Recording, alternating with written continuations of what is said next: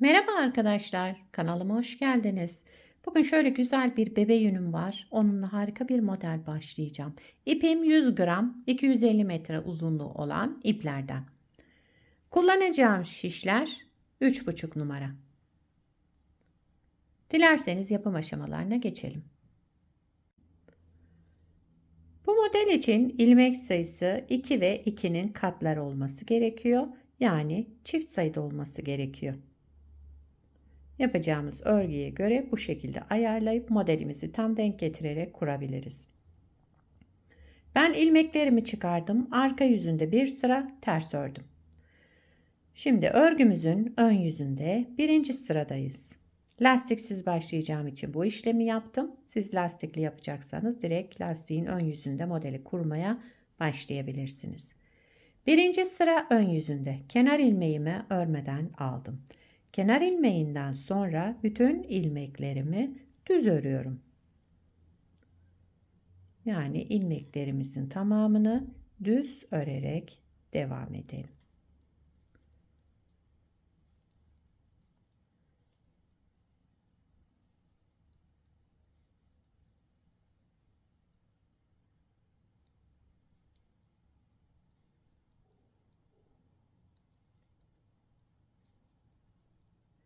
Kenar ilmeğimi de düz ördüm. Birinci sırayı tamamladım.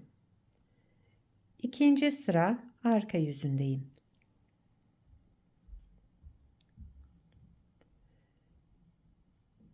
Kenar ilmeğimi örmeden aldım.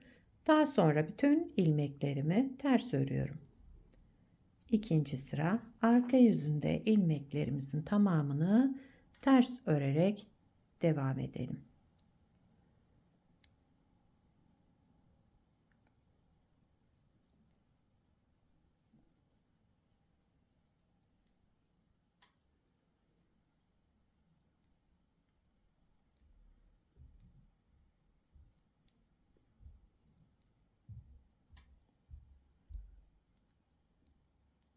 Kenar ilmeğimi de düz ördüm.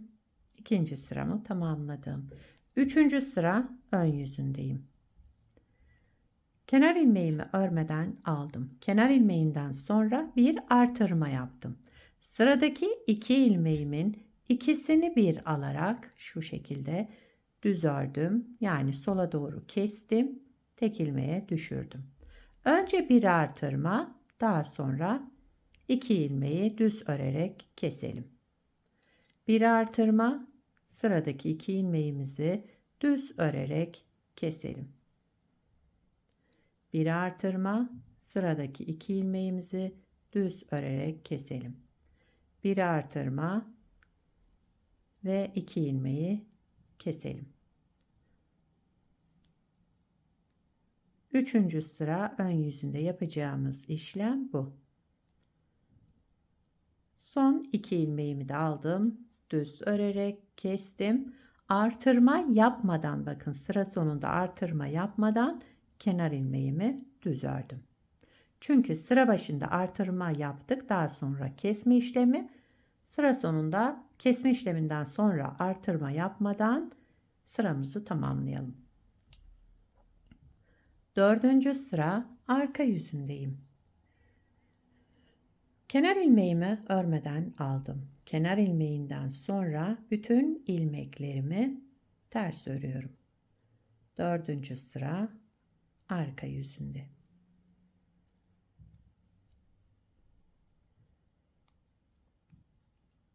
İlmeklerimizi tamamlayıp gelelim. Beşinci sıra ön yüzündeyim.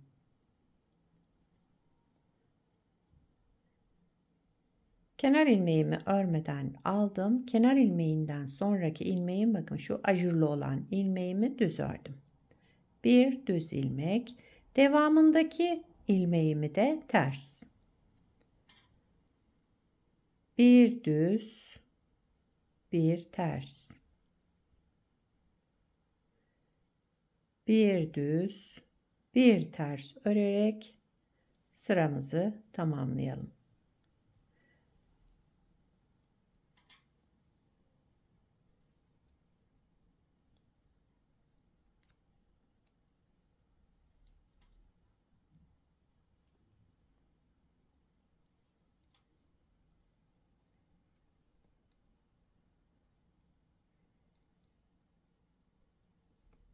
Evet, sıramı tamamladım. Kenar ilmeğimi de düz olarak ördüm. 6. sıra arka yüzündeyim. Kenar ilmeğimi örmeden aldım. Kenar ilmeğinden sonra düz olan ilmeğimi düz, ters olan ilmeğimi ters ördüm.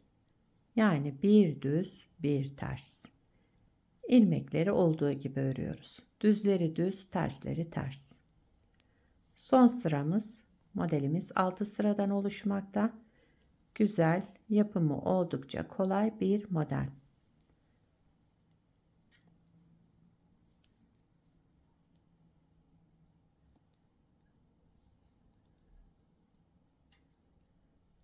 Kenar ilmeğimi de düz ördüm.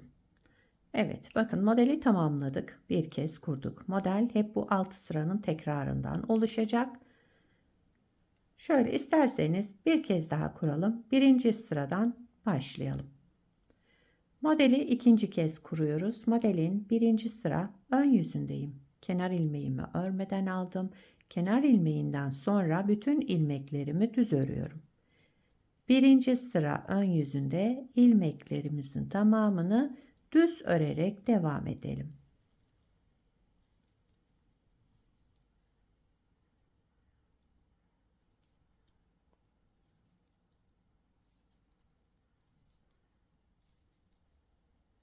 Kenar ilmeğimi de düz ördüm. Sıramı tamamladım.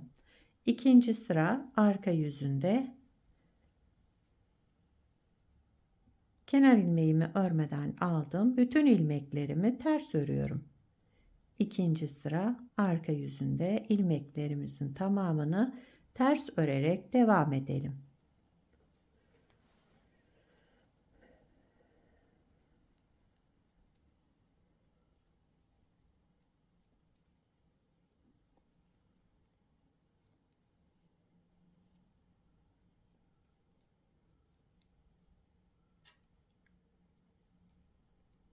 Kenar ilmeğimi de düz ördüm. Sıramı tamamladım.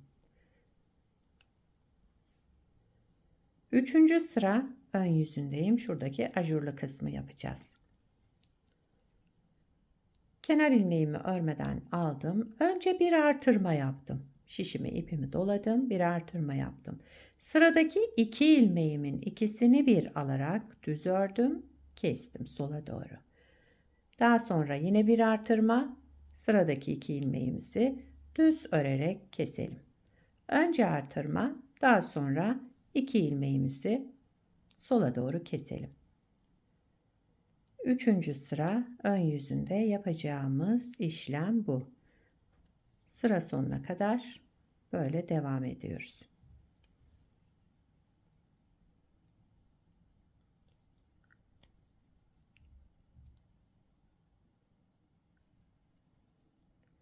Sıra sonunda artırma yapmadan kenar ilmeğimi düz örüyorum.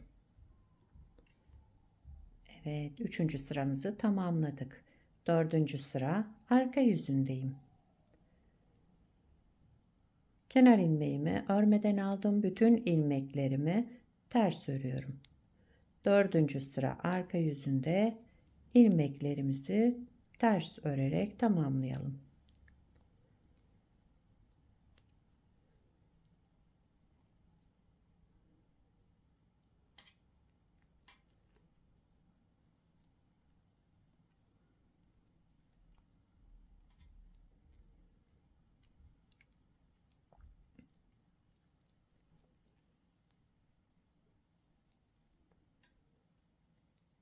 Sıramı tamamladım. Kenar ilmeğimi düz ördüm. Beşinci sıra ön yüzündeyim. Şimdi burada yapacağımız işlem, kenar ilmeğimi örmeden aldım. Sıradaki ajurlu olan ilmeğimizi düz örelim. Bir sonrakini ters. Ajurluyu düz, bir sonrakini ters. Yani burada bir düz, bir ters. Bir düz, bir ters örerek devam edelim. Beşinci sıra ön yüzündeyiz.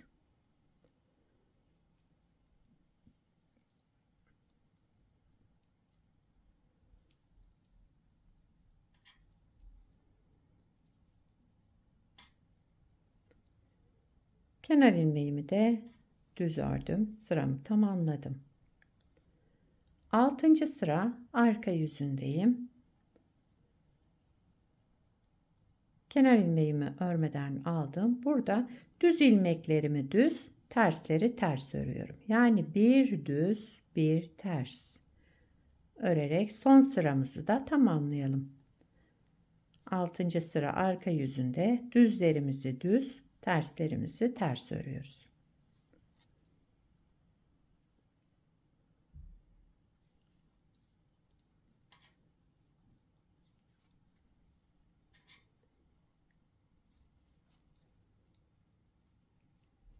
Kenar ilmeğimi de düz ördüm.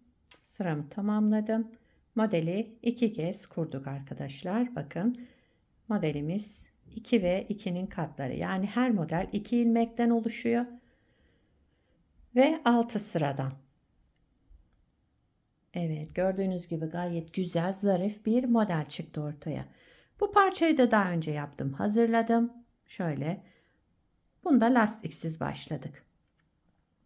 Ama model lastik istiyor arkadaşlar. Bakın kıvrılma oluyor. İstediğiniz lastiğin üzerine başlayabilirsiniz bu modeli. Burada da hazır lastik uyguladım. Şöyle. Bu lastiğe de gayet güzel oldu. Şöyle üzerine modeli devam ettim. Modelin arka yüzü de bu şekilde.